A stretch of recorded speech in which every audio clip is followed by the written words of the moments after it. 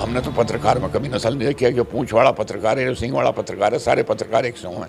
था टमाटर टमाटर टमाटर टमाटर, खा लो ना टमाटर। अब हो गया 15 रुपए किलो, 16 रुपए किलो टमाटर। श्रावण मास में मटन खा रहे हैं। वैसे कहते हैं राहुल जी के मैं शिव जी का पुजारी हूं। भारत की सबसे बड़ी समस्या इस टाइम हिंदू मुसलमान की समस्या, मुसलमान से पीछा कैसे छूटा, ये समस्या सबसे बड़ी भारत की। रवीश कुमार तो बनावटी बात करता है। कितने पैसे की तनख्वाह उसकी थी रवीश कुमार की। किसान की फसल थोड़ी सी महंगी हुई, मार ले महंगाई महंगाई। ये सब INDI वाले यही तो कर रहे हैं, और क्या कर रहे हैं। बेशरम, ये अजीत अंजुम हो या कोई और हो, ये इतने भारी बेशरम हैं। नमस्कार, स्वागत है आप सभी का हिंदुस्तान 24 पर, और मैं आप सबके साथ विपिन चौधरी। इंडिया गठबंधन ने अभी एक सूची जारी की है जिसमें 14 न्यूज़ एंकरों को उन्होंने बैन कर दिया है। इस सूची में सुधीर चौधरी भी हैं, अदिति त्यागी भी हैं, अर्नब गोस्वामी भी हैं और कई नाम हैं। सूची आने के बाद सपा सुप्रीमो अखिलेश यादव ने एक ट्वीट किया है। उन्होंने कहा है कि उन खबर नवीसों से रहना है खबरदार, जो बने बैठे हैं हुक्मरानों के वफादार। बातचीत करने के लिए आज हमारे साथ चौधरी वीरेंद्र सिंह जी मौजूद हैं। चौधरी वीरेंद्र सिंह जी से बात करने के पीछे उद्देश्य केवल यही है कि ये अक्सर टीवी डिबेट्स में हिस्सा लेते रहते हैं। चौधरी वीरेंद्र सिंह जी, सबसे पहले तो हिंदुस्तान 24 पर मैं आपका बहुत बहुत स्वागत करता हूँ। आपका धन्यवाद, आप यहाँ पधारे। मेरा सवाल आपसे सबसे पहला ये है कि जो सूची इंडिया गठबंधन ने जारी की है, जो न्यूज़ एंकर उन्होंने बैन किए हैं, तो उनमें से कितनों के साथ आपने टीवी शो किए हैं, कितनी डिबेट्स में आप बैठे हैं? देखिए, किसी का नाम बदलने से कुछ नहीं होता। इंडिया गठबंधन जो आप बता रहे हैं, इंडिया नहीं है, ये I-N-D-I-A है। इंडिया से कोई मतलब नहीं है। पहली बात तो यह है। दूसरी बात यह है, अगर मेरी शक्ल अच्छी नहीं है तो क्या मैं घर में लगे हुए शीशों को तोड़ दूंगा? ये वैसा ही काम है। इन्हें अपनी शक्ल की चिंता है। शक्ल की चिंता करो, अपने चेहरे पे जो कालस है उसको साफ करे। शीशे तोड़ने से चेहरे की कालस साफ नहीं होती। एंकर नौकरी कर रहे हैं, किसी एक उसमें हैं, आपकी राय से सहमत, जरूरी नहीं कि वे सबसे सहमत हों या सब उनकी राय से सहमत हों। अपनी अपनी विचारधारा है, और यही डेमोक्रेसी है, यही प्रजातंत्र है कि सबको अपनी बात कहने का अधिकार है, किसी एक व्यक्ति विशेष से। ये इंडिया वाले एक्सट्रीम लाइकिंग वाले हैं। ये इन्हें, जो ये एंकर हैं, इनसे दिक्कत है, इन्हें सनातन से दिक्कत है, इन्हें भारतीयता से दिक्कत है, इन्हें देश की तरक्की से दिक्कत है, इन्हें देश की सेनाओं के शौर्य से दिक्कत है। इन्हें क्या चीज़ ऐसी है जिससे इन्हें दिक्कत नहीं है? तो इसमें ये तो बेचारे बहुत छोटी चीज़ है, एंकर होना ये तो बहुत छोटी चीज़ है।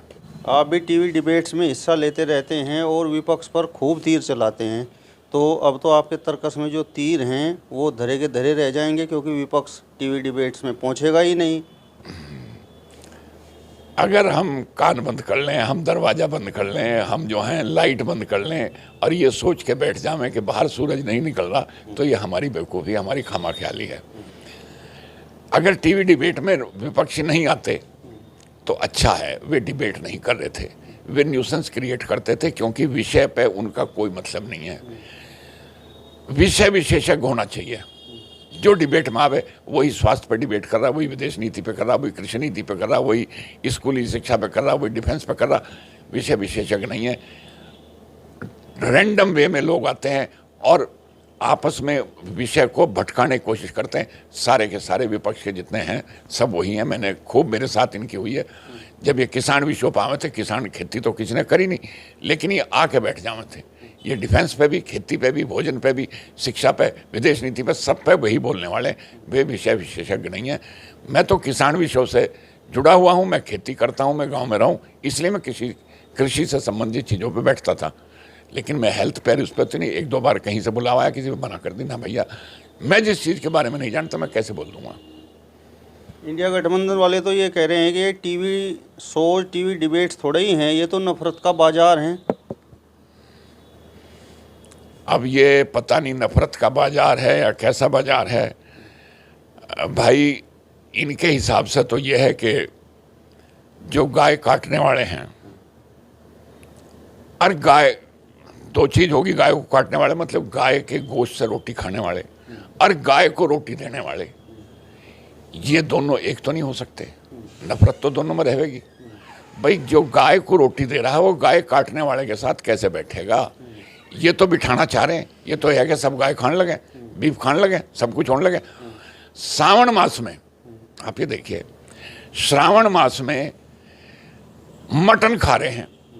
वैसे कहते हैं राहुल जी के मैं शिव जी का पुजारी हूँ, वो पता नहीं कहाँ इन्होंने उसकी माला गले में गिर कर तिलक विलक लगा के चौचक हो रहे थे। ये श्रावण मास में मटन खा रहे हैं और पब्लिकली आप उसको डिस्क्लोज कर रहे हो, तो है वो क्या तुम ना हिंदू हो, ना तुम मुसलमान हो, ना तुम भारतीय हो, ना तुम विदेशी हो, सब कुछ हो। इनकी अंदर राहुल गांधी और ये जो और हैं, ये बाकी सब इसके साथ लग रहे हैं। इनकी जो विदेशी माँ है उसका जो वो है जीन्स जो हैं वे जोर कर रहे हैं। भारतीयता के जीन्स कम है और विदेशी जीन्स ज़्यादा है क्यों नहीं? राहुल गांधी तो ब्राह्मण है। हमारे यहाँ जाति बाप से चले, हमारे यहाँ जाति बाप से चलती है और किसी और से नहीं चलती। तो जो राहुल गांधी जी के दादाजी थे वे ब्राह्मण नहीं थे, तो ये उनके ऊपर जाना चाहिए। अब ये बताओ जाओ कुछ हो, इससे कोई मतलब नहीं है। अखिलेश यादव ने कहा है कि उन खबरनवीसों से रहना है खबरदार जो बने बैठे हैं हुक्मरानों के वफादार। इनके वफादार नहीं हैं, इनके वफादार भी तो हैं। जो इनके वफादार थे, जिनके कारण यह है कि अखिलेश जी ये बतावें कि मुलायम सिंह जी पे कितनी ज़मीन दादा लाई थी, अब कितनी ज़मीन है। ये जो सैफई में महल बने हुए हैं, क्या ये पत्रकार उनसे भी खराब हैं? ये जो वहाँ डांस करवा रहे थे, यहाँ दंगे में लोग बेघर हुए पड़े थे, ये वहाँ डांस कमर नचवा रहे थे, इनसे भी खराब है पत्रकार। ये राहुल या अखिलेश जी भूल गए कि तुम क्या हो और क्या तुम थे और क्या तुम बन गए हो। ये तो केवल सुबह शाम इन्हें छींचड़े नजर आवे, किसी तरह सत्ता में आ जाए। सत्ता में फिलहाल आ नहीं रहे क्योंकि कोई वैकेंसी नहीं अगले कई साल। ये अपना ऐसे ही ना गुजर करनी पड़ेगी। इंडिया गठबंधन वालों का कहना है कि ये जो न्यूज़ एंकर हैं ये बस हिंदू मुस्लिम की बात तो करते हैं, ये कभी रोज़गार पर शो नहीं करते और कभी महंगाई पर शो नहीं करते, देश के जो हालात हैं उन पर कभी शो नहीं करते। अगर शो करते हैं तो बस हिंदू मुस्लिम हो, भारत पाकिस्तान हो, उस पर ये डिबेट्स करते हैं। भारत की सबसे बड़ी समस्या इस टाइम हिंदू मुसलमान की समस्या, मुसलमान से पीछा कैसे छूटा, ये समस्या सबसे बड़ी भारत की। और वे अगर कर रहे हैं तो सामयिक विषय के ऊपर डिबेट कर रहे हैं। अगर वे हिंदू मुस्लिम कर रहे हैं तो सामयिक विषय पर डिबेट कर रहे हैं, क्योंकि सबसे बड़ी प्रॉब्लम यह है, वो फारूक अब्दुल्ला, हमारे 3 जवान शहीद हुए वहाँ, एक कर्नल हुआ, एक मेजर हुआ, एक डिप्टी एसपी। वो फारूक अब्दुल्ला जो है वो बता रहा पाकिस्तान से बात करो, हमारे जवानों की गोली लग रही है, वो हमें जो है वो बता रहा। तो ये मुसलमान होने के नाते ही तो बता रहा, और किस नाते बता रहा। तो ये मुसलमानों की राट कट है। ये इनका हिसाब बराबर हो, जब जाके सब समस्या दूर हो जाएगी। बेरोजगारी, महंगाई सब दूर हो जाएगी। सबसे बड़ी समस्या यही है। आज भाजपाई जिस तरीके से न्यूज़ एंकरों को बैन किया गया है तो उस पर खूब सवाल उठा रहे हैं, लेकिन कुछ लोगों का कहना यह भी है कि अदानी युग से पहले एनडीटीवी का भाजपाई बहिष्कार करते थे।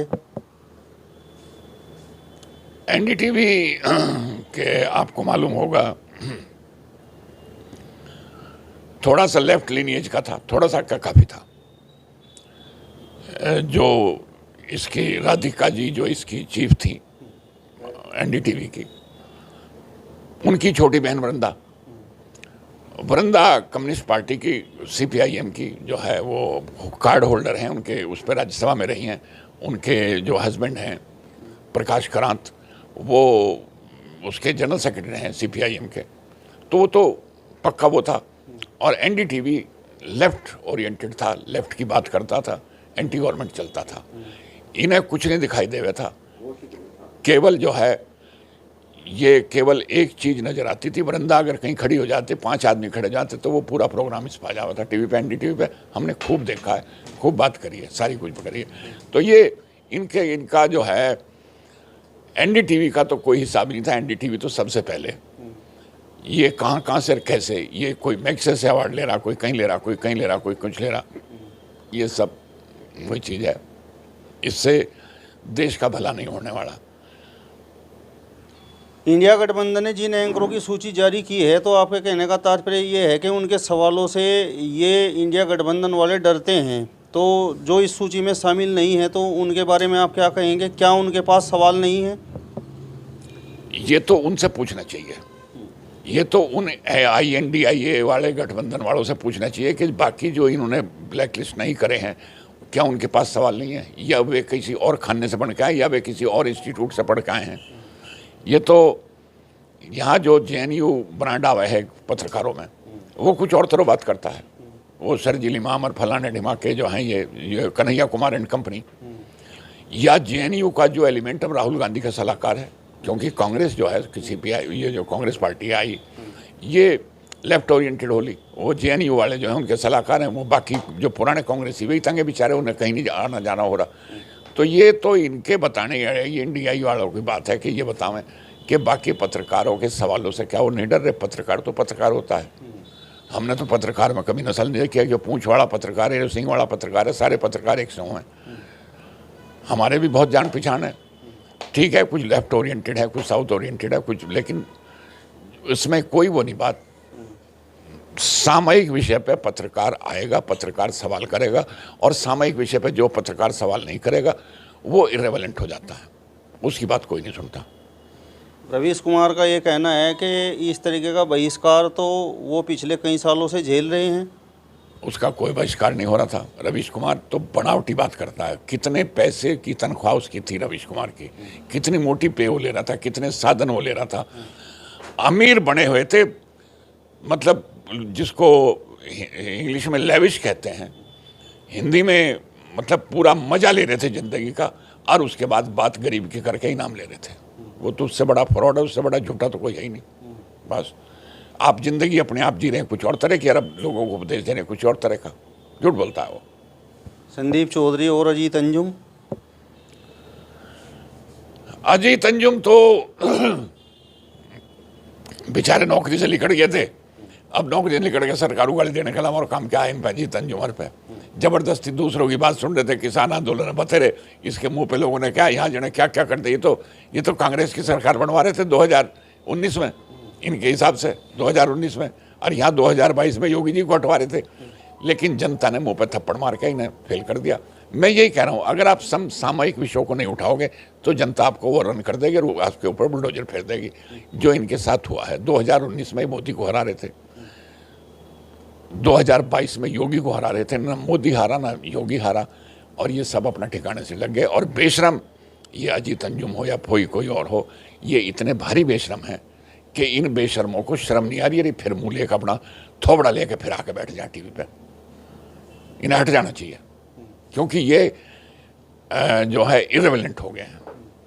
ये इसमें इनके हाथ नबज नहीं आ रही, जनता की नबज नहीं इनके हाथ आ रही, ये जनता की नबज को गलत पढ़ रहे हैं, तो इन्हें हट जाना चाहिए, इर्रेलेवेंट हो गए।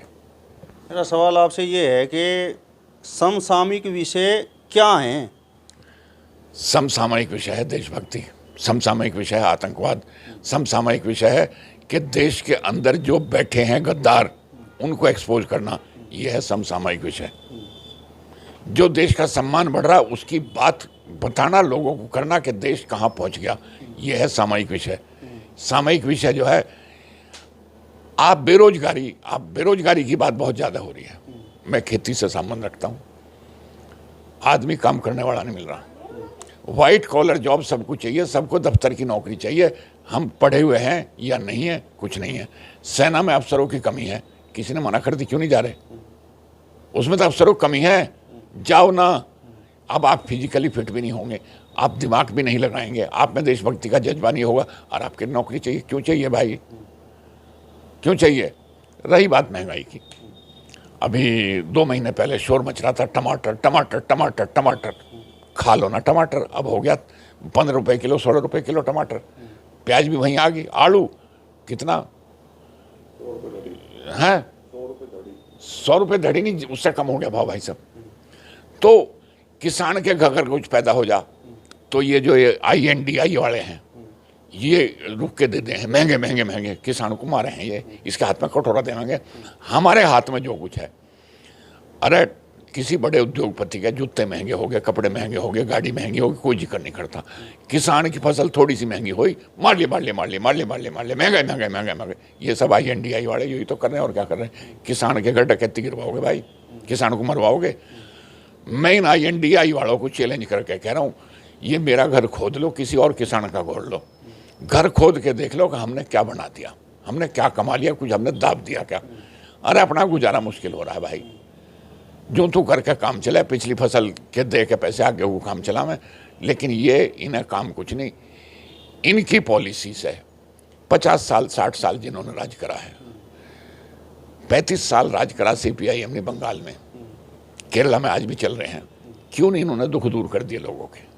क्यों नहीं? इंडिया गठबंधन वाले यही तो कहते हैं, इन टीवी एंकर से यही तो सवाल करते हैं कि आप नरेंद्र मोदी जी से पूछिए, उन्होंने कहा था कि 2022 में किसान की आय 2 गुनी होगी, उस पर आप डिबेट करिए ना, बुलाइए प्रधानमंत्री जी को। ये आओ ना मेरे सामने, मैं ओपन चैलेंज करूं, कोई CPIM का आ जाओ, कोई अखिलेश आ जाओ और वो आ जाओ, और उसके बाद में बताऊं, मुझे नहीं पता दुनिया में क्या हो रहा, लेकिन अखिलेश और मायावती के 10 साल में जो गन्ना का दाम मिला, BJP के 5 साल में उससे दुगना दाम मिला, तो कहाँ गई वो पैसे, कहाँ से आ गए?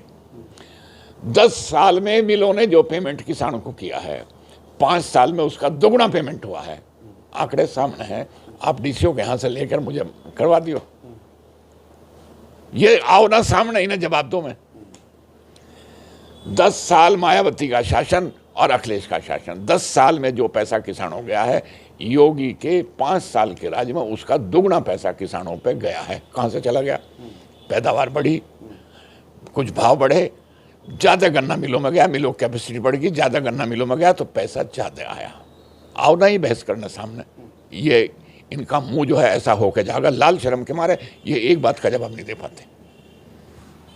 चलिए, तो चौधरी वीरेंद्र सिंह जी को आपने सुना। फिलहाल इस वीडियो में बस इतना ही, अगले वीडियो में फिर आपसे मुलाकात होगी, तब तक बने रहिए हिंदुस्तान 24 के साथ। नमस्कार।